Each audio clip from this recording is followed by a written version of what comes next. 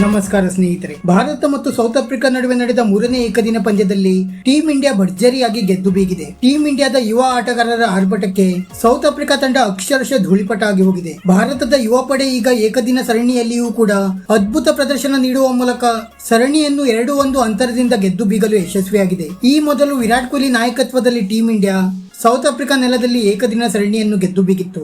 ಆದರೆ ಈಗ ನಮ್ಮ ಕನ್ನಡಿಗ KL ರಾಹುಲ್ ಅವರ ನಾಯಕತ್ವದಲ್ಲಿ ಟೀಂ ಇಂಡಿಯಾದ ಯುವ ಪಡೆ ಭರ್ಜರಿ ಪ್ರದರ್ಶನ ನೀಡುವ ಮೂಲಕ ಸೌತ್ ಆಫ್ರಿಕನ್ ನಾಡಿನಲ್ಲಿ ಸರಣಿ ಗೆದ್ದು ಇತಿಹಾಸ ನಿರ್ಮಿಸಿದೆ. ಈ ಹಿಂದೆ T20 ಸರಣಿಯಲ್ಲಿಯೂ ಕೂಡ ಟೀಂ ಇಂಡಿಯಾ ಅದ್ಭುತ ಪ್ರದರ್ಶನ ನೀಡುವ ಮೂಲಕ ಸರಣಿಯನ್ನು 1-1 ಅಂತರದಿಂದ ಸಮಬಲಗೊಳಿಸಿತ್ತು. ಆದರೆ ಈಗ ಏಕದಿನ ಸರಣಿಯಲ್ಲಿಯೂ ಕೂಡ ಹಿರಿಯ ಆಟಗಾರರ ಅನುಪಸ್ಥಿತಿಯಲ್ಲಿ ಅಷ್ಟೇ ಅದ್ಭುತ ಪ್ರದರ್ಶನ ನೀಡಿರುವ ನಮ್ಮ ಯುವ ಪಡೆ ಬಲಿಷ್ಠ ಸೌತ್ ಆಫ್ರಿಕಾ ವಿರುದ್ಧ ಸೌತ್ ಆಫ್ರಿಕಾ ನಾಡಿನಲ್ಲಿ 2-1 ಅಂತರದಿಂದ ಸರಣಿಯನ್ನು ಗೆದ್ದು ಬೀಗಲು ಯಶಸ್ವಿಯಾಗಿದೆ. ಮೊದಲು ಸಂಜು ಸ್ಯಾಮ್ಸನ್ ಅವರ ಆರ್ಭಟಕ್ಕೆ ಸೌತ್ ಆಫ್ರಿಕನ್ ಬೌಲರ್ಸ್ ಗಳು ಬೆಚ್ಚಿ ಬಿದ್ದರೆ, ನಂತರ ಟೀಂ ಇಂಡಿಯಾದ ಘಾತಕ ಬೌಲಿಂಗ್ ದಾಳಿಗೆ ಸೌತ್ ಆಫ್ರಿಕಾದ ಘಟಾನುಘಟಿ ಬ್ಯಾಟ್ಸ್ಮನ್ ಗಳು ಅಕ್ಷರಶಃ ನಲುಗಿ ಹೋಗಿದ್ದಾರೆ. ಹೌದು ಸ್ನೇಹಿತರೆ, ಅದಕ್ಕೂ ಮುನ್ನ ನೀವು ಕೂಡ ನಮ್ಮ ಈ ಯುವ ಆಟಗಾರರ ಆಟಕ್ಕೆ ಒಂದು ಮೆಚ್ಚುಗೆ ವ್ಯಕ್ತಪಡಿಸುತ್ತಿದ್ದರೆ ಈ ವಿಡಿಯೋಗೆ ಒಂದು ಲೈಕ್ ಮಾಡಿ. ಮತ್ತೆ ಇಂದಿನ ಮಹತ್ವದ ಪಂದ್ಯದಲ್ಲಿ ಭಾರತದ ಗೆಲುವಿಗೆ ಪ್ರಮುಖ ಕಾರಣವನ್ನು ನಮಗೆ ತಪ್ಪದೇ ಕಮೆಂಟ್ ಮೂಲಕ ತಿಳಿಸಿ. ಸ್ನೇಹಿತರೆ, ಸೌತ್ ಆಫ್ರಿಕಾದ ಪಾಲ್ಸ್ ನಲ್ಲಿ ನಡೆದ ಮಹತ್ವದ ಇಂದಿನ ಪಂದ್ಯದಲ್ಲಿ ಟಾಸ್ ಗೆದ್ದ ಸೌತ್ ಆಫ್ರಿಕಾ ತಂಡದ ನಾಯಕ ಎಡಮ್ ಅಕ್ರಮ್ ಅವರು ಮೊದಲು ಬ್ಯಾಟಿಂಗ್ ಮಾಡುವ ಅವಕಾಶವನ್ನು ಭಾರತ ತಂಡಕ್ಕೆ ನೀಡಿದರು. ಭಾರತ ತಂಡದ ಕಡೆಯಿಂದ ಇಂದು RCB ತಂಡದ ಸ್ಫೋಟಕ ಬ್ಯಾಟ್ಸ್ಮನ್ ಆದ ರಜತ್ ಪಟ್ಟಿದಾರ್ ಅವರಿಗೆ ಋತುರಾಜ್ ಗಾಯಕ್ವಾಡ್ ಅವರ ಬದಲಿಗೆ ಆರಂಭಿಕರಾಗಿ ಆಡಲು ಅವಕಾಶ ನೀಡಲಾಯಿತು. ಇದು ರಜತ್ ಪಟ್ಟಿದಾರ್ ಅವರ ಡೆಬ್ಯೂ ಪಂದ್ಯವಾಗಿತ್ತು. ನಂತರ ಸಾಯಿ ಸುದರ್ಶನ್ ಅವರ ಜೊತೆ ಆರಂಭಿಕರಾಗಿ ಕಣಕ್ಕಿಳಿದ ರಜತ್ ಪಟ್ಟಿದಾರ್ ಅವರು ಆರಂಭದಿಂದಲೇ ಸ್ಫೋಟಕ ಬ್ಯಾಟಿಂಗ್ ಮಾಡುವ ಸೂಚನೆ ನೀಡಿದರು.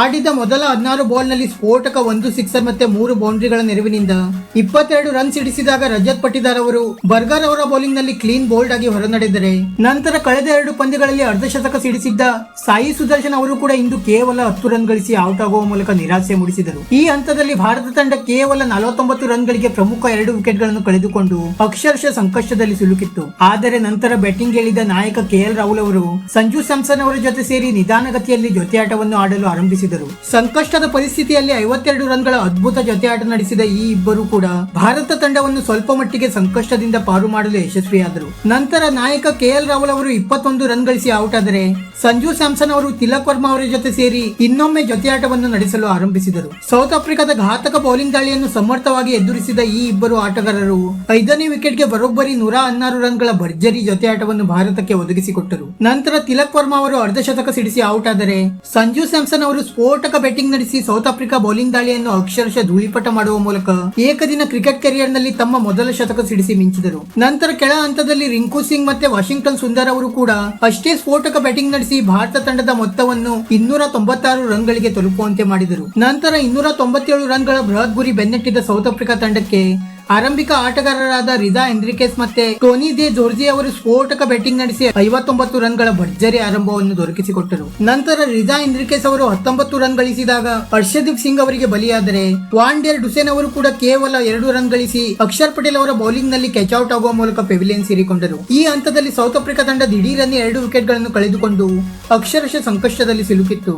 ಆದರೆ ನಂತರ 2ನೇ ಪಂದ್ಯದ ಶತಕ ವೀರ ಟೋನಿ ದೆ ಜೋರ್ಜಿ ಮತ್ತೆ ನಾಯಕ ಎಡಮ್ ಅಕ್ರಮ್ ಅವರು ನಿಧಾನಗತಿಯಲ್ಲಿ ಬ್ಯಾಟಿಂಗ್ ನಡೆಸಿ 65 ರನ್ಗಳ ಉತ್ತಮ ಜೊತೆಯಾಟವನ್ನು ಸೌತ್ ಆಫ್ರಿಕಾ ತಂಡಕ್ಕೆ ಒದಗಿಸಿಕೊಟ್ಟರು. ನಂತರ ನಾಯಕ ಎಡಮ್ ಅಕ್ರಮ್ ಅವರು 36 ರನ್ ಗಳಿಸಿ ವಾಷಿಂಗ್ಟನ್ ಸುಂದರ್ ಅವರಿಗೆ ಬಲಿಯಾದರೆ ಸ್ಫೋಟಕ ಬ್ಯಾಟ್ಸ್ಮನ್ ಕ್ಲಾಸೆನ್ ಅವರು ಕೂಡ 21 ರನ್ ಗಳಿಸಿದಾಗ ಅವೇಶ್ ಖಾನ್ ಅವರ ಬೌಲಿಂಗ್ ನಲ್ಲಿ ಕ್ಯಾಚ್ ಔಟ್ ಆಗುವ ಮೂಲಕ ಪೆವಿಲಿಯನ್ ಸೇರಿಕೊಂಡರು. ಒಂದು ಕಡೆ ಟೋನಿ ದೆ ಜೋರ್ಜಿ ಅವರು ಏಕಾಂಗಿಯಾಗಿ ಹೋರಾಡುತ್ತಿದ್ದರೆ, ಇನ್ನೊಂದು ಕಡೆ ದಿಢೀರನೆ ವಿಕೆಟ್ ಗಳು ಉರುಳುತ್ತಾ ಸಾಗಿದವು. ಆದರೆ ನಂತರ ಒತ್ತಡದಲ್ಲಿ ಸಿಲುಕಿದ ಟೋನಿ ದೆ ಜೋರ್ಜಿ ಅವರು 81 ರನ್ ಗಳಿಸಿದಾಗ ಸಿಕ್ಸರ್ ಬಾರಿಸಲು ಹೋಗಿ ಅಕ್ಷರ್ ಪಟೇಲ್ ಅವರ ಬೌಲಿಂಗ್ ನಲ್ಲಿ LBW ಜಾಲಕ್ಕೆ ಬಲಿಯಾದರು. ಟೋನಿ ದೆ ಜೋರ್ಜಿ ಅವರು ಔಟ್ ಆಗುತ್ತಿದ್ದಂತೆ ಸೌತ್ ಆಫ್ರಿಕಾ ತಂಡ ದಿಢೀರನೆ ವಿಕೆಟ್ ಗಳನ್ನು ಕಳೆದುಕೊಂಡಿತು.